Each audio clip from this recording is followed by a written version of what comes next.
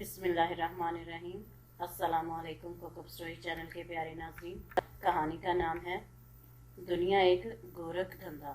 खबरदार, बाअदब, बामुलाहिज़ा होशियार, जनाब ख्वाजा मंजूर इलाही अपनी फैमिली के साथ अपने दौलत कदा पर तशरीफ़ ला रहे हैं। यासर ने अपने मखसूस चुलबुले अंदाज में हाथों को माइक की शक्ल देकर मुंह के करीब लाते हुए ऐलान किया। साथ ही घर में बल्कि छत और दीवार से दीवार मिली हुई थी, तो इर्द गिर्द के घरों में भी हलचल मच गई। अरे वाकई जबरदस्त जैसी आवाजें भी सुनाई दी। नवीदा एहसान ने गर्दन उठाकर बाहर देखा। वाकई ख्वाजा साहब इस बार अकेले नहीं थे, साथ में अफराद खाना भी। वही अफराद खाना जिन्हें कॉलोनी की सब खवातीन देखने की शदीद मतमन्नी थी। नवीदा की जिंदगी में ये पहला और आखिरी केस था कि कोई औरत अपना नया खुला घर छोड़कर तंग बदहाली और किराए के घर में बैठी हो। सरकार की तरफ से महकमा तालीम वालों को बाद अज़ां रिटायरमेंट जो घर मुहैया किए जाते थे, ये एक जैसे नक्शे के होने के बावजूद मुनफरिद दिखाई देते। बरलब नहर खूबसूरत घर एक ख्वाब ही होता है जिसकी ताबीर रिटायरमेंट के बाद मिलती है। मगर ख्वाजा साहब को रिटायर हुए भी अरसा गुजर चुका था। मकान मिले 10-11 माह गुजर गए, मगर घर वाले आने पर तैयार न हुए। जब भी एहसान साहब दरियाफ्त करते तो आज़ूदगी से मुख्तसर सा जवाब मिलता, अभी कुछ मसाइल हैं, जल्द ही आ जाएंगे। कभी गर्मी गुजार के आएंगे, कभी ईद के बाद। करते करते साल ही गुजर गया तो सबने सवाल करना भी बंद कर दिए, और जब सवाल करना बंद किए तो उनकी फैमिली की सवारी तशरीफ ले आई। गो इस तशरीफ का सिलसिला पूरा साल ही जारी रहा। जब भी ख्वाजा साहब आते, कोई बैग, मशीनरी या हल्का सामान जरूर लाते। अब जब वो अपनी फैमिली के साथ आ ही गए हैं तो पहला खाना हम भिजवाएंगे। हम दाएं तरफ के पड़ोसी हैं, हमारा पहला हक है। एहसान ने अंदर आते ही एलामिया जारी किया। ठीक है, मैं देखती हूँ। अगर कोई चीज़ मंगवाने वाली हो तो मुनीब से कहकर मंगवा लीजिए, वो अभी यूनिवर्सिटी से वापस नहीं आया। नवीदा ने बावर्ची खाने में दाखिल होते हुए कहा। शुक्र अल्हम्दुलिल्लाह, सब चीज़ें मौजूद हैं, गुजारा हो जाएगा। चंद ही लम्हों के बाद उसने अपने मियाँ साहब को इतला देके खाना बनाने के लिए तैयारी शुरू की। मैं ख्वाजा साहब को बता दूं कि खाना मत बनवाएं। ये कहते हुए एहसान घर से निकले और 2.5 घंटे के बाद जब वापस आए तो खाना तैयार हो चुका था, बल्कि भिजवाने की नीयत से बर्तनों में निकाला भी जा चुका था। पुलाव, कीमा मटर, रोटी, रायता और ट्राइफल, ये सब यासर और नवीदा ही लेके गए। दरवाज़ा खुलने तक नवीदा के जहन में कई ख्याल और कई सवाल आए। उसे यहाँ आए 8-9 साल हो चुके थे और अल्हम्दुलिल्लाह उसे सब ही खैर ख्वाह नजर आए। सादा, मिलनसार, खुले दिल और खुले ज़र्फ के हामिल। अब देखो मिसेस ख्वाजा कैसी होंगी। दिन में कम से कम एक मरतबा सभी चाय का एक एक कप हाथ में लिए जरूर किसी न किसी घर में जमा होती हैं। नुमाना, जाहिदा, फरीहा, आमना, साजदा, ये सब कहने को पड़ोसने थी, लेकिन अपनों से ज्यादा ताल्लुक था। खैर, दरवाजा खुला तो 10-11 साल का मरियल मरखन्ना सा बच्चा सामने था। मजाल है जो वो पीछे हटा हो। चंद लम्हों के इंतजार के बाद खौफजदा होकर जुबैदा बेगम ने उसे रास्ता देने के लिए कहा। रास्ता मिल गया तो नई परेशानी के खाना लेके घर के अंदर जाएं या ड्राइंग रूम में। अल्लाह का नाम लेकर वो ड्राइंग रूम में दाखिल हुई। यासर भी उनके साथ था। सामने पड़ी मेज पर उन्होंने हाटपाट और दीगर सामान रखा। यासर तुम जाओ, मैं आ जाऊंगी। यासर को भेज के वो कुर्सी पर खुद ही बैठ गई। वो बच्चा बदस्तूर गौतम बुद्ध बना सामने खड़ा था। बेटा, मामा को बुला के लाओ, उन्होंने कदरे तेज लहजे में कहा। जी अच्छा, कहकर वो गया और 1.5-2 मिनट के बाद एक 20-22 साल लड़की अंदर दाखिल हुई। अस्सलाम वालेकुम आंटी। लड़की का लहजा बच्चे की निस्बत काफ़ी मुहज़्ज़िब था। बेटा, आपकी मामा कहाँ हैं? मैं आपकी दाएं जानिब की पड़ोसन हूँ, मिसेस एहसान। आंटी, मामा तो इस वक्त मसरूफ़ हैं, लड़की ने झिझकते हुए कहा। कोई बात नहीं, मैं इंतज़ार कर लूँगी, वो मुतमईन हुई। 1 मिनट आंटी, आप इधर सोफे पर इजी होके बैठें, मैं आपके लिए कोल्ड ड्रिंक लाती हूँ। नवीदा के ना करने पर भी वो कोल्ड ड्रिंक ग्लास में डाल के ले आई। आंटी, मेरा नाम उर्वा है, मैं ख्वाजा साहब की बेटी हूँ।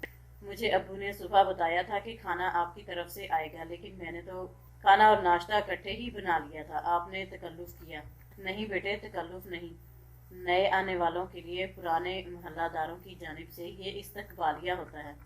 ادھر ادھر کی باتیں کرتے ہوئے 10-15 منٹ مزید گزر گئے۔ انہوں نے سیل فون پر نظر ڈالی، انہیں آئے 35-36 منٹ گزر چکے تھے۔ کیسی ہی مصروفیت کیوں نہ ہو، بہرحال یہ کم وقت نہیں ہوتا۔ ان کی زبان میں کھجلی ہوئی۔ انہوں نے پھر پوچھا، بیٹے آپ کی ماما؟ وہ آنٹی، ماما اس وقت مصروف ہوتی ہیں، شرمندگی سے عروہ نے کہا۔ اچھا پھر میں چلتی ہوں، میں تو یہ سوچ کر آئی تھی کہ آپ کی ماما کو محلے والوں سے متعارف کرواؤں گی، کسی چیز کی ضرورت ہو تو پوچھ کے آؤں گی، کچھ آپ لوگوں کے متعلق معلوم ہوگا، کچھ اپنا بتاؤں گی۔ خیر ایسے بھی چلتا ہے۔ وہ واپسی کی نیت سے کھڑی ہوئی۔ بیٹے برتن میں خود ہی منگوا لوں گی، کسی چیز کی ضرورت ہو تو ضرور بتانا۔ جی آنٹی، آپ برا مت مانیے، میری ماما دراصل اس وقت پڑھائی میں مصروف ہوتی ہیں، شرمندہ سی عروہ بولی۔ پڑھائی؟ نویدہ کو جھٹکا لگا۔ کیا وہ کوئی امتحان دے رہی ہیں؟ نہیں آنٹی، اس وقت روزانہ وہ 500 مرتبہ سورہ اخلاص پڑھتی ہیں۔ اوہ! بے اختیار ان کے منہ سے بس یہی الفاظ برآمد ہوئے۔ کیوں کا سوال کرنا سراسر ذاتیات میں دخل اندازی تھی، اس لیے وہ کچھ نہ بولی۔ باہر گیٹ تک عروہ ساتھ آئی۔ بیٹے آپ کون سے کالج میں پڑھتی ہیں؟ گیٹ سے باہر نکلتے نکلتے بے ضرر سا سوال انہوں نے یہ سوچ کر کیا کہ آج کل لڑکیاں BS قسم کی ڈگریاں لیتی ہیں، یہ بھی اسی کے 3rd-4th سیمسٹر میں ہوگی۔ آنٹی میں نے پچھلے ماہ PhD کے لیے انٹرویو دیا ہے، MPhil پچھلے سال ہی کیا ہے، دعا کریں کہ داخلہ مل جائے، مجھے بہت شوق ہے PhD کا۔ اس کی آنکھوں میں لمحہ بھر میں شوق کے ستارے چلملانے لگے۔ MPhil کیا ہوا ہے؟ شدید حیرت سے نویدہ گنگ رہ گئی۔ ماشاءاللہ آپ بہت چھوٹی لگتی ہیں نا، اس لیے حیران ہو رہی ہوں۔ جیتی رہو، خوش رہو۔ کس سبجیکٹ میں MPhil کیا ہے آپ نے؟ انہوں نے خوشی سے بھرپور انداز میں استفسار کیا۔ فوڈ نیوٹریشن میں آنرز کیا تھا، اسی میں آگے کا ارادہ ہے۔ اللہ تمہیں کامیاب کرے۔ بہت خوشی ہوئی مل کے، اپنی ماما کے ساتھ آپ ضرور آنا۔ اللہ حافظ بیٹے۔ اللہ حافظ آنٹی۔ عروہ نے اللہ حافظ کہتے ہوئے گیٹ بند کیا۔ اس کے بعد نویدہ رات گئے تک انتظار میں رہی۔ مسز خواجہ اب آتی ہیں، مگر انہوں نے نہ آنا تھا نہ آئیں۔ آنا تو دور کی بات، شکریہ کے 2 لفظ فون پر بھی نہ کہے۔ رات دیر تک وہ بے چین سی رہی۔ یہ تو اخلاقیات کا نچلا درجہ ہے، کیا 500 مرتبہ سورۃ اخلاص پڑھی جا رہی ہے ابھی تک؟ بہرحال سوتے وقت بھی ان کے کان ڈور بیل اور فون کال کی آواز پر ہی لگے رہے۔ ان کی عادت نہیں تھی کہ کسی بھی شخص کے پیٹھ پیچھے بات کرنے کی، مگر کچھ نہ کچھ بوجھ ہلکا کر ہی لیتی۔ اس کے بعد اگلا دن طلوع ہوا۔ ناشتہ کے لیے تیاری کر رہی تھیں کہ دروازہ پر دستک ہوئی۔ ضرور مسز خواجہ ہوں گی، خوش گمانی کو پکارتے ہوئے انہوں نے دروازہ کھولا۔ عروہ ہاٹ پاٹ اور دیگر برتن لیے دروازے پر تھی۔ آؤ بیٹا۔ آنٹی حلوہ پوری اور آلو کے پراٹھے بنائے ہیں میں نے، اس نے نویدہ کو ہاٹ پاٹ تھماتے ہوئے کہا۔ کیا؟ نویدہ چونکی۔ آلو کے پراٹھے حلوہ پوری خود بنائے ہیں؟ جی آنٹی، ناشتہ میں ہی بناتی ہوں، فخریہ انداز میں عروہ چہکی۔ اور ماما؟ غیر اختیاری طور پر نویدہ کے منہ سے الفاظ باہر آئے۔ ماما تہجد پڑھتی ہیں نا، پھر صبح کی نماز کے بعد سورۃ البقرہ روزانہ پڑھ کے سوتی ہیں، تو میں بہت پہلے سے ناشتہ خود ہی بناتی ہوں۔ اس نے رکتے ہوئے فکرہ مکمل کیا۔ اوہ، ساری باتیں یہی کر لو گی کیا؟ اندر چلتے ہیں، نویدہ نے یاد آنے پر کہا۔ نہیں شکریہ آنٹی، مجھے آج گھر کی سیٹنگ کرنی ہے، بازار کا بھی چکر لگانا ہے، پھر انشاءاللہ آؤں گی ماما کے ساتھ۔ اور ہاں آنٹی، کھانا بہت زیادہ مزیدار تھا، بہت شکریہ۔ عروہ رخصت ہوئی تو نویدہ نے بہت دل سے اس کے لیے دعا کی۔ بہت پیاری بچی ہے، اللہ نصیب اچھے کرے۔ 2-4 دنوں میں نویدہ نے کئی مرتبہ بڑھتے قدموں کو خواجہ صاحب کی طرف جانے سے روکا۔ بار بار خواہش پیدا ہوتی، نئی پڑوسن ہے، جانا تو چاہیے، پھر اپنے آپ کو سرزنش کرتی۔ ایک دفعہ چلی گئی تھی، اب کیا ضروری ہے کہ 7 پھیرے مکمل کیے جائیں؟ مگر ہوا یہ کہ محلے کی کئی خواتین نے نئے گھر کے مکینوں کے میلاد کی دعوت کا انتظار کرنے کے بعد خود ہی جانے کا پروگرام بنا لیا، اور جب پروگرام طے پا گیا کہ جمعہ کے دن مرد لوگ عصر کی نماز کے بعد کالونی کی مسجد میں ایک عالم دین کی صحبت میں گزارتے ہیں، تو خواتین عصر کی نماز کے بعد خواجہ صاحب کے ہاں چلی جائیں۔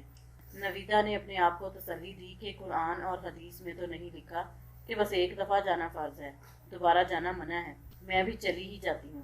اب یہ حسن اتفاق تھا یا اڑتی اڑتی خبر کسی کی زبانی خواجہ صاحب کی اہلیہ کے کانوں تک پہنچ گئی، واللہ عالم۔ جب جمعہ کا دن آیا تو 11 بجے کے قریب عروہ اور خواجہ صاحب کی بیوی خود ہی آ گئیں۔ عروہ بریانی اور رائتہ لائی تھی جو شکل سے ہی ماہر ہاتھوں کا ہنر نظر آ رہا تھا۔ میرا نام زینب ہے، عروہ آپ کی بہت تعریف کر رہی تھی، آپ اس دن آئیں لیکن میں مصروف تھی، آپ سے ملاقات نہ ہو سکی۔ زینب نے گفتگو کا آغاز کیا۔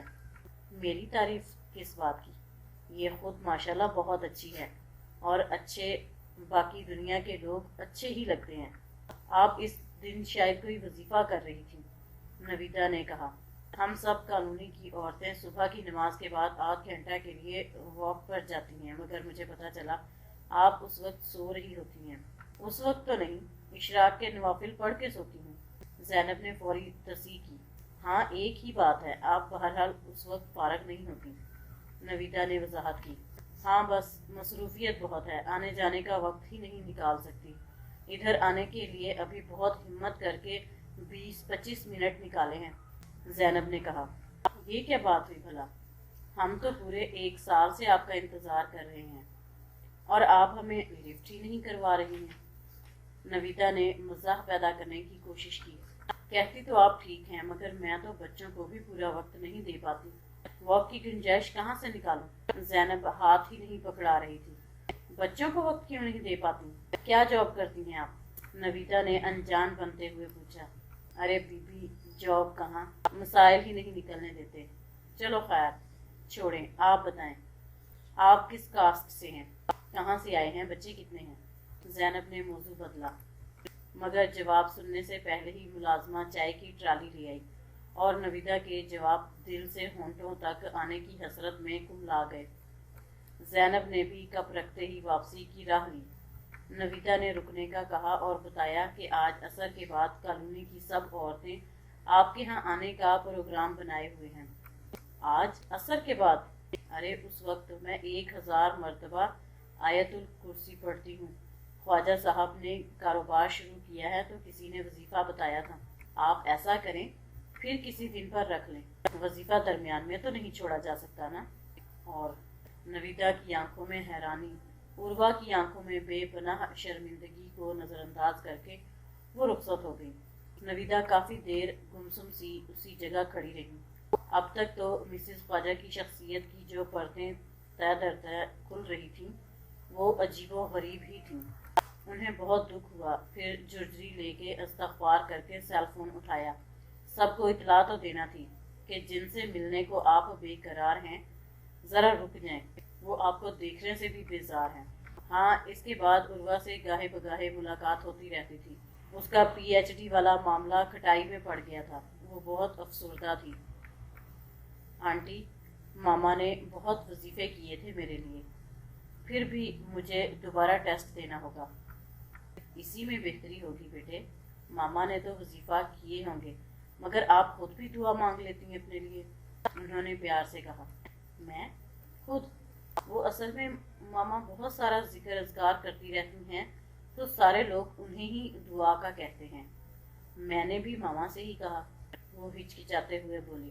چلو اگر فارغ ہو تو ہم تھوڑی سی بات کرتے ہیں۔ کیا آپ نے کہیں یہ پڑھا ہے کہ جو ہر وقت وظیفہ کرے یا عبادت میں مصروف رہے اس کی دعا قبول ہوتی ہے؟ انہوں نے سادہ سا سوال کیا۔ وہ عروہ سے گڑبڑا کے بات نہیں بن پا رہی تھی۔ دیکھو بیٹے، تم مجھے بہت اچھی لگتی ہو، میں تمہیں یہ سمجھانا چاہ رہی ہوں کہ اللہ نے دعا کا کہا ہے، دعا مانگنے کی اہمیت، فضیلت اور طریقہ بتایا ہے۔ دعا کیسے قبول ہوتی ہے، کب قبول ہوتی ہے، یہ ہمارا درد سر نہیں ہے، بندے کے ذمہ صرف دعا مانگنا ہے۔ خدا نخواستہ میں وظائف سے منکر نہیں ہوں، میں نے خود پچھلے سال وظیفہ کیا تھا آیت کریمہ والا، مگر میرے ابا نے شرط عائد کر دی کہ جو بھی یہ وظیفہ پڑھے وہ درمیان میں بات نہ کرے، حتیٰ کہ سلام کا جواب بھی دل میں دے۔ بھلا وہ کیوں؟ اس لیے کہ وظیفہ درخواست کو کہتے ہیں، اور جب تم کہیں انٹرویو دے رہی ہوتی ہو تو تم تصور کر سکتی ہو کہ اس دوران تم کسی کی خواہ وہ سگی ماں ہی کیوں نہ ہو کال اٹینڈ کر سکتی ہو؟ نہیں، بالکل نہیں، عروہ کا سر نفی میں ہلا۔ تو بھلا رب کائنات کو مسائل کی عرضی پکڑاتے ہوئے ہم کیسے درمیان میں باتیں کر سکتے ہیں؟ پھر ابا نے یہ بھی کہا کہ رات کے وقت یہ وظیفہ کرنا ہے اور کسی ایرے غیرے کو نہیں بلانا۔ وہ کیوں آنٹی؟ عروہ حیرانی سے آنکھیں پٹپٹا کے بولی۔ وہ اس لیے بیٹا کہ آیت کریمہ حضرت یونس کی وہ دعا ہے جو سمندر کی تہ میں رات کے اندھیرے میں اور مچھلی کے پیٹ میں مانگی گئی تھی۔ تم تصور کرو 3 اندھیرے، اور اللہ نے تینوں اندھیروں سے اس طرف والی پکار کی وجہ سے باہر نکال دیا۔ تو ہم یہ تصور کریں ہم بھی مسائل، مصائب و مشکلات کے اندھیرے میں ہیں۔ ہماری آزمائشیں مچھلی کا پیٹ ہیں، مگر جب تک کیفیت تڑپ والی نہ ہو، اضطراب نہ ہو، وہ دعا کیسے مؤثر ہوگی؟ عروہ سن ہو گئی۔ واقعی اس کا اقرار میں سر ہلا۔ ایرے غیرے میرے درد کو کیسے محسوس کر سکتے ہیں؟ دعا جو دل سے نہ نکلے وہ دعا ہی نہیں ہوتی، محض الفاظ ہوتے ہیں، بے جان، جیسے کوئی اندھا ایک ہی فکرہ رٹو طوطے کی طرح دہرا رہا ہو۔ دے جا سجنا خدا تیرا اللہ ہی بوٹا لاوے گا۔ نویدہ نے فکرہ دہرا بھی دیا۔ دعا میں سوز ہو، پکار میں تڑپ اور درد ہو، اللہ اس کو نوازتا ہے۔ آنٹی آپ ٹھیک کہتی ہیں۔ ماما جب بھی 1.25 لاکھ مرتبہ آیت کریمہ کا ورد کرواتی ہیں تو بڑی عجیب سی صورتحال ہوتی ہے۔ سلام، دعا، کہکہے، غیبتیں سب کھجور کی گٹھلیوں کے ساتھ ساتھ ہو رہی ہوتی ہیں۔ میرا بھی دل پریشان ہوتا تھا یہ دیکھ کے۔ عروہ شرمندگی سے بولی۔ نویدہ مسکرائیں۔ اور آنے والیوں کو سموسے، بریانی، کولڈ ڈرنک دینے کی ٹینشن بھی ساتھ۔ ہاں ہاں آنٹی، واقعی، عروہ بے ساختہ بولی۔ عروہ آپی، ماما ناراض ہو رہی ہیں، آپ واپس نہیں آئی ابھی تک۔ عروہ کا چھوٹا بھائی بھاگتا ہوا آیا اور پیغام دے کے واپس چلا گیا۔ اللہ حافظ کہہ کر عروہ بھی چلی گئی، لیکن نویدہ کے آئندہ پروگرام میں مسز خواجہ سے تفصیلی ملاقات کا ایجنڈا شامل تھا، جس کا موقع قدرت نے چند گھنٹوں بعد فراہم کر دیا۔ خواجہ صاحب کا بیٹا سیڑھیوں سے گر گیا تھا، اسے قریبی کلینک لے کر گئے تو نویدہ بھی ساتھ ہی روانہ ہو گئی۔ ایکس رے، الٹرا ساؤنڈ جیسے مراحل سے گزر کے رپورٹ تو ٹھیک ہی آئی تھی، مگر ڈاکٹر چند گھنٹے بچے کو ہاسپٹل میں رکھنا چاہتے تھے۔ بچے کے سر پر چوٹ لگی تھی، اب وہ ہوش میں آ چکا تھا، مگر ڈاکٹر نے 2-3 گھنٹے کے لیے اسے ICU میں رکھا۔ مسز خواجہ چپ تھی، مگر نویدہ دیکھ رہی تھی کہ زیر لب کچھ ورد ہو رہا ہے۔ چند سیکنڈ کے بعد نویدہ نے ہی گفتگو کا آغاز کیا۔ بھابھی، اللہ نے آپ پر بڑا کرم کیا، بچہ 15 سیڑھیوں سے لڑکتا آیا، مگر سچی بات ہے آپ کا ہر وقت کا پڑھنا پڑھانا کام آیا، ورنہ تو کچھ بھی ہو سکتا تھا۔ مسز خواجہ کی آنکھوں میں چمک اور چہرے پر نرم سا تاثر آیا۔ نویدہ نے بات بڑھائی۔ آپ بہت اللہ والی ہیں، اللہ آپ پر مہربان نہ ہو تو کس پر ہو؟ کبھی کبھی تو میں سوچتی ہوں آپ اللہ کے کتنا قریب ہیں، آپ کو اللہ نے کتنا رتبہ دیا ہوا ہے۔ آپ کا تو پریشانی، دکھ یا ٹینشن سے دور دور تک کوئی واسطہ نہیں ہوگا۔ نویدہ کی نظروں نے مسز خواجہ کا احاطہ کیا، ایک سایہ سا ان کے چہرے پر آیا اور گزر گیا۔ مسز خواجہ بولی کچھ نہیں۔ اور میں تو رشک کرتی ہوں آپ کی بیٹی پر، ماشاءاللہ بہت سگڑ اور ملنسار ہے، اللہ اس کے نصیب اچھے کرے۔ کہیں بات طے ہوئی ہے اس کی؟ مسز خواجہ نے نفی میں سر ہلایا۔ کتنی عمر ہے بھلا اس کی؟ میں تو سمجھ رہی تھی کہ بات ہو چکی ہے۔ نویدہ نے بھول پن سے پوچھا۔ بچپن میں پھپھو کے بیٹے سے بات طے کی تھی، مگر ایک حادثے میں اس کے انتقال کے بعد کہیں بات نہیں بنی۔ اس کے ساتھ کی بچیوں کو دیکھتی ہوں، 2-3 بچوں کی ماں بن چکی ہیں، مگر قدرت کو پتہ نہیں کیا منظور ہے، جہاں بات چلتی ہے شروع میں ہی ٹھپ ہو جاتی ہے۔ اس سے بڑی فروا کی 19 سال کی عمر میں ہو گئی تھی۔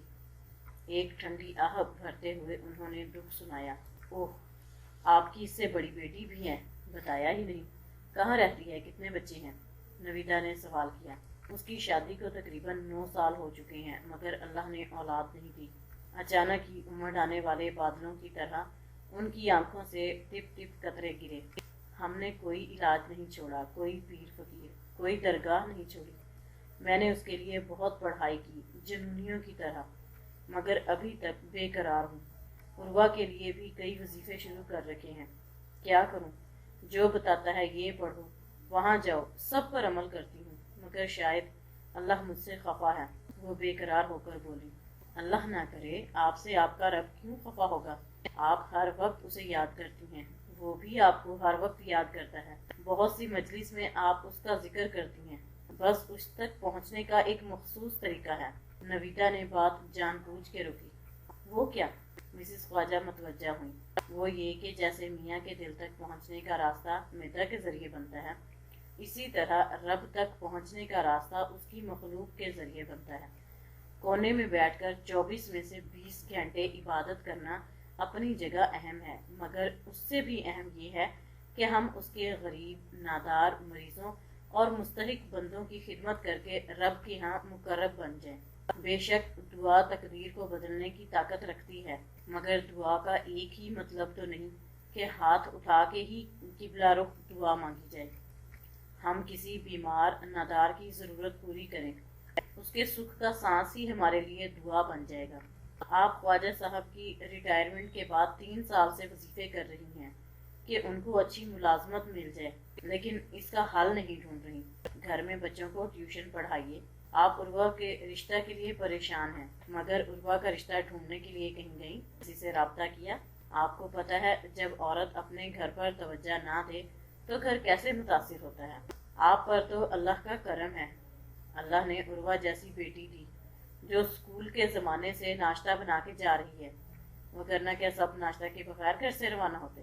اولاد تو اللہ نے مجھے بھی نہیں دی، ہم نے بہت دعائیں مانگی، بہت علاج کروائے، مگر جب ڈاکٹر نے مایوسی ظاہر کی تو ہم نے سوچا کہ دور دراز کے وہ گاؤں جہاں اسکول کے بعد تعلیم کے دروازے لڑکیوں اور لڑکوں پر بند ہو جاتے ہیں، ہم ان کے لیے وہ دروازے کھول دیں گے۔ الحمدللہ 30 سال میں ہمارے ہاں 15-16 بچے آئے، میٹرک کے بعد جو کالج نہ ہونے کی وجہ سے مزید تعلیم حاصل نہیں کر سکتے تھے، الحمدللہ انجینئر، کوئی M Phil, P H D اور کوئی پائلٹ بن کے رخصت ہوا۔ ہم نے اپنے دل اور گھر دونوں کے دروازے ان کے لیے کھولے۔ ہمیں تو کبھی یہ سوچنے کا بھی موقع نہیں ملا کہ ہماری اولاد نہیں ہے۔ تو کیا یاسر اور عمیر آپ کے بیٹے نہیں ہیں؟ مسز خواجہ کا منہ کھلا کا کھلا رہ گیا۔ بیٹے تو نہیں، بیٹوں سے بڑھ کے ہیں۔ ایک میرے نندوئی کا بھانجا ہے، دوسرا میری بہن کے دیور کا بیٹا۔ واقعی؟ مسز خواجہ کی آنکھیں پھٹنے کو تھیں۔ ہاں بھابھی، یہی بتانا چاہ رہی ہوں۔ ہماری نماز اصل میں شروع ہی جائے نماز لپیٹنے کے بعد ہوتی ہے۔ جس اہدنا الصراط المستقیم کی دعا نماز کی ہر رکعت میں مانگتے ہیں، وہ سیدھا راستہ جائے نماز کے بعد سامنے آتا ہے۔ ہم میں اور جوگیوں سنیاسیوں میں کچھ فرق تو ہونا چاہیے نا۔ جب آپ 2-2 گھنٹے کے وظیفے کرتی ہیں، کیا آپ جانتی ہیں بچے اس وقت ٹی وی یا کمپیوٹر دیکھ رہے ہوتے ہیں؟ کتنے لوگ ہیں جن کی آپ مدد کر سکتی ہیں؟ یہ دنیا ایک گورکھ دھندا ہے، بچتا وہی ہے جو مخلوق کا ذمہ لیتا ہے۔ مسز خواجہ گومگو کی کیفیت میں تھی۔ آج تک سب ایک ہی راگ الاپتے آ رہے تھے۔ آپ کتنی لکی ہیں، کتنا پڑھتی ہیں، کتنی عبادت گزار ہیں۔ یہ تو پہلی مرتبہ سننے میں آ رہا تھا کہ عبادت اسے کہتے ہی نہیں۔ ہاں تو نویتا نے ان کے چہرے پر درج سوچ کو پڑھا۔ بچے کی تربیت بھی عبادت ہے، میاں کا گھر آنے پر مسکرا کے استقبال کرنا بھی عبادت ہے۔ اللہ نے عبادت صرف ایک کونے میں بیٹھ کے کرنے کو نہیں کہا۔ اگر یہ سمجھ میں آ جائے تو لوگ نور کو چہروں پر نہیں قرآن میں تلاش کریں گے۔ میں آپ کو پڑھنے سے خدا نخواستہ ہرگز منع نہیں کر رہی۔ ہاں پڑھیے، ضرور پڑھیے، مگر سب کے حقوق ادا کرنے کے بعد۔ آپ کو شاید علم نہیں، ہم سب کالونی کی خواتین جب اپنی اپنی چائے کی پیالی کے ساتھ مل کے بیٹھتے ہیں تو ہم نہ غیبت کرتے ہیں نہ چغلی، بلکہ ایک آیت اور حدیث کا مطالعہ کر کے عمل کی راہ نکالتے ہیں۔ ہم ہر ماہ اسپتالوں میں بھی جاتے ہیں، یتیم خانے کا بھی ہر 15 دن کے بعد چکر لگتا ہے، اس لیے کہ تسبیح اور سجدے سے جو تعلق پیدا ہوا تھا اب اس کو مضبوط کرنا ہے۔ ہماری پہلی اور بنیادی غلطی یہ ہے کہ ہم بچپن سے ہی اللہ کا تعارف کرا دیتے ہیں، مگر ڈراوے والا، اس سے رشتہ نہیں بناتے۔ جب تک بچپن سے اللہ کا رشتہ بچے کو نہیں بتایا جائے گا، بندہ اسے ہر سانس ہر قدم پر ساتھ لے کے کیسے چل سکتا ہے؟ نویدا نے کہا۔ میں سمجھ نہیں پائی بھابھی۔ مسز خواجہ نے سوالیہ نظروں سے دیکھا۔ اللہ کون ہے، اس کی کیا صفات ہیں، بندے سے اس کا رشتہ کتنا نازک ہے مگر سب سے مضبوط بھی ہے، یہ ہمارے ابا نے ہمیں بچپن میں بہت اچھی طرح ذہن نشین کروا دیا تھا۔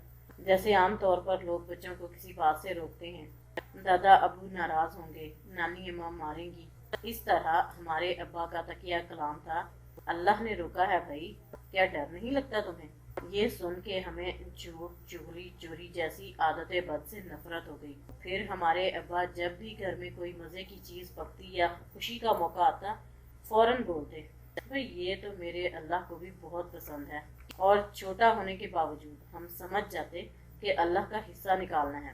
پھر امی کے ذمہ ہوتا کہ یہ حصہ کس کو پہنچانا ہے۔